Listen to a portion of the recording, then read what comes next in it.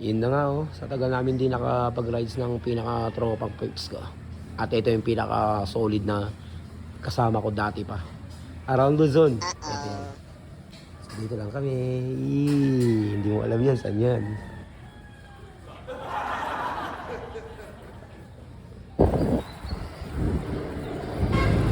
Ayun na nga. Kasama na kami.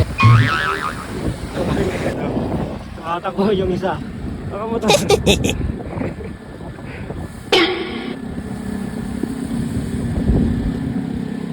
Motor na. Nandadaya na siya ngayon.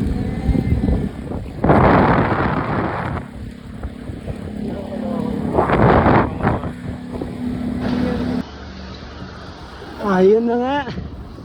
Akitin na namin to.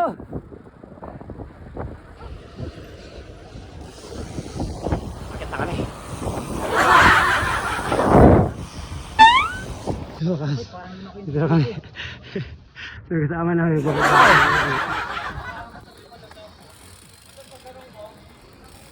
Ikot muna kami na ito.